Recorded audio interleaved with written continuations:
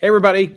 Let me first take care of a little bit of biz, and then I'll tell you where I am and set the stage for today's brief conversation. The biz is as follows: Netherlands, United States in the World Soccer Tournament. Is that hysterical? Thank God this match is at 10 a.m. Philly time, which is at the end point of my CNN program, because I think the whole world is going to be watching it. And I know what I will be doing as I'm watching it. I will be using this casino in my pocket and have some skin in the game. There's so much interest, and the Bet Parks Sportsbook app allows me to wager and then watch all the action, bet more than just the final score. I'm thinking of laying a wager that it shall be 0-0 at the end of the half. You can bet on what players will score goals. You can bet on how many assists a player will have. How about that kid from Hershey, Pennsylvania? Unbelievable. And he's playing today. Live in-game betting while the match is happening. BetParks, the only sportsbook and casino app that I recommend. Download it on the App Store right now. Got to be 21 and in New Jersey or Pennsylvania. Gambling problem, call 1-800-GAMBLER. All right, so I am not, as you can tell, in my native environment in Philadelphia, but I'm in New York City today. This is kind of cool.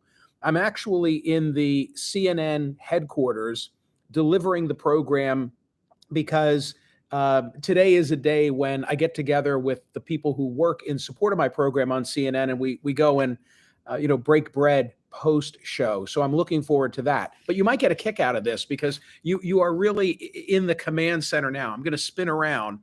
This is a conference room, very sophisticated conference room in the CNN headquarters. And I've never been here for any of the meetings of all the brass because they have them when I'm on air. But it's a sophisticated room that allows people on that screen to be all patched in. And if you see those cameras down there, right there, if you're speaking around this table, it's so sophisticated that the camera will zoom in on who is speaking. So truly, this is where CNN's got a massive footprint, more extensive than any other media outlet around the entire planet. And this is where it all is directed from, which is kind of cool. Okay.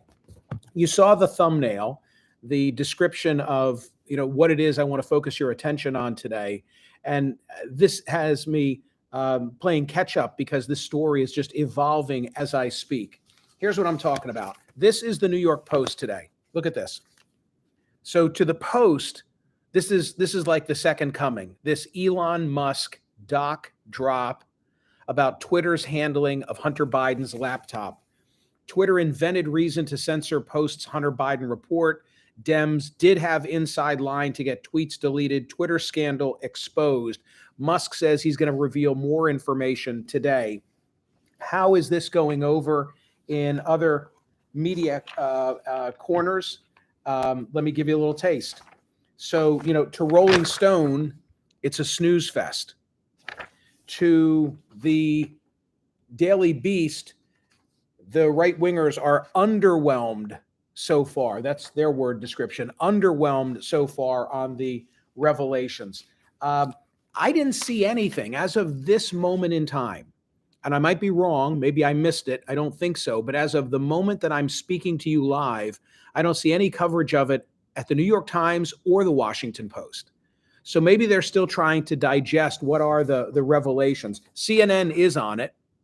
CNN has it prominently on their homepage. And I think that's the right call because, if you listen to me on radio and if you watch me on television, this is a subject that I talked about on radio, only made passing reference to on television. I think that the media suffers loss of credibility by completely ignoring this story. I mean, we can debate how important it was in the 11th hour of the campaign, but my view has consistently been that it deserved more coverage than it received. And that is today's poll question at Smerconish.com. The exact wording of which I think I said, should the Hunter Biden laptop have received more coverage than it did in the waning hours of the campaign?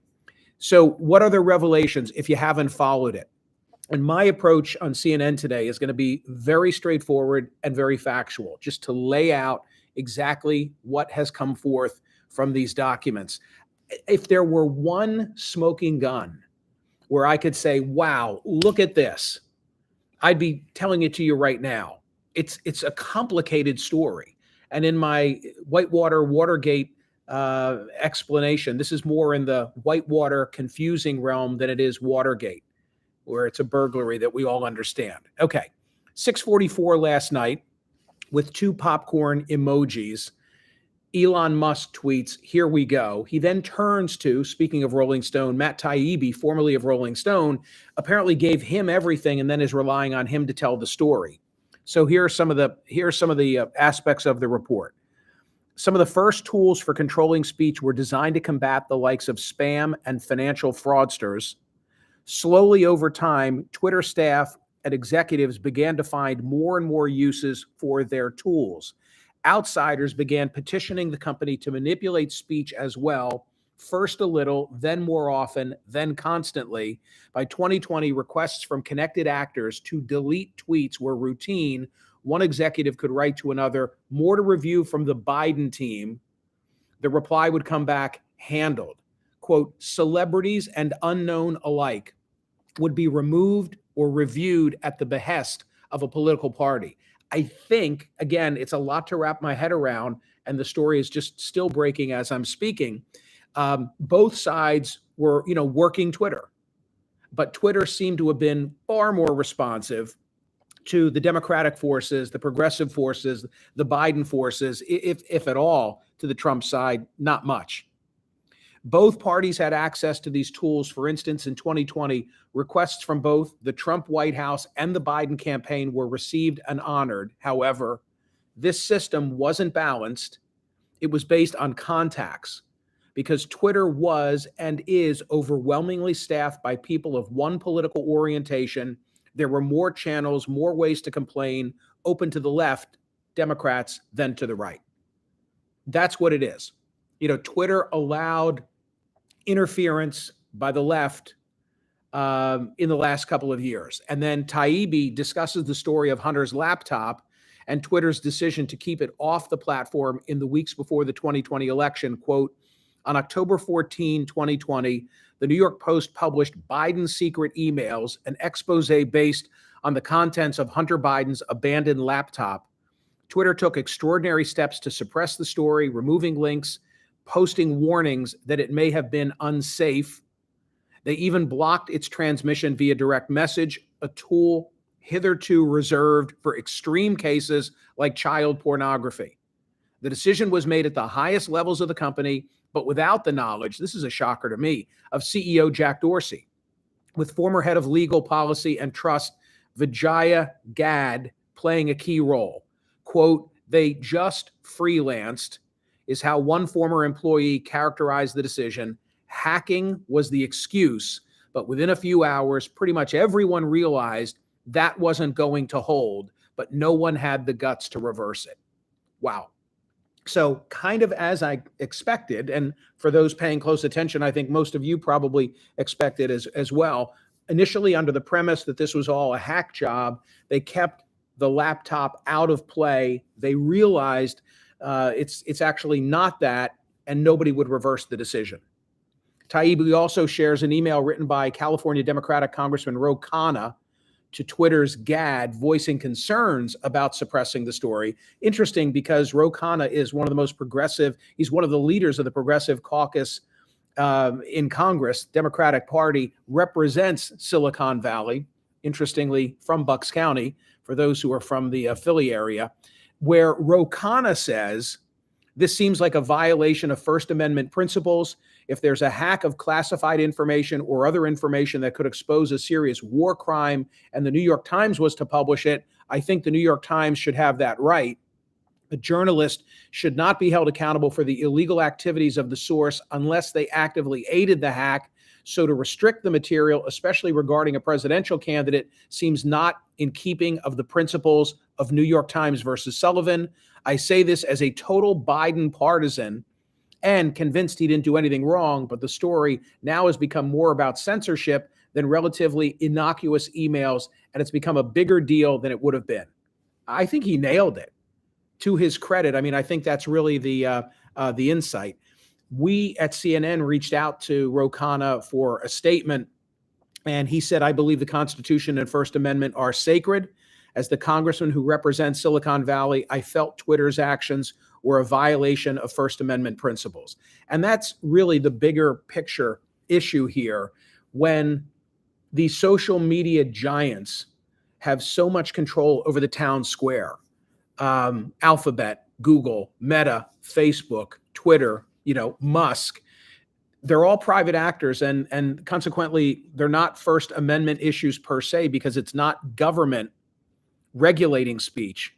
But if they control all of our dialogue and our discourse, must that now be considered a First Amendment issue? Are they acting in lieu of, at the behest of, with the what do I want to say? With the consent of? Is there so much interplay between government and the social media platforms that they're one and the same? That's what I'm trying to say. So, yeah, it's just really interesting to me to see who is covering this and how. I'm really glad that that CNN has it on the homepage. And Musk is saying that there will be more revelations to come today. So, good question for the poll today. Let me tell you exactly how I worded it. Apologies, I've got to look at at a different screen to make sure that I'm accurate with what I'm telling you. Almost there. Okay, this is what I'm asking today. This is what I'm asking today. Should Hunter Biden's laptop have been more extensively covered in the final days of the 2020 campaign? My answer is a yes answer. And I think that by giving it no coverage in certain outlets, it undermined the credibility of those outlets. I get the lesson of Anthony Weiner and what went on in the 2016 cycle, but I think that the media overcorrected for the Weiner coverage, which really was Jim Comey's fault, the way in which that all came into the public domain. I don't know what the vote will be on the website today. I only expect it'll be large. I only expect it'll be large. What do you think? What do you think? Should the Hunter Biden laptop have been more extensively covered in the final days of the 2020 campaign? Go to Smerconish.com and cast your ballot. I'll read these comments later when I'm not so pressed for time. Wish everybody a great weekend. Hope you'll be watching me. Go USA against Netherlands. And I hope you'll be watching on CNN in about an hour and 20 minutes. Okay? See you, gang.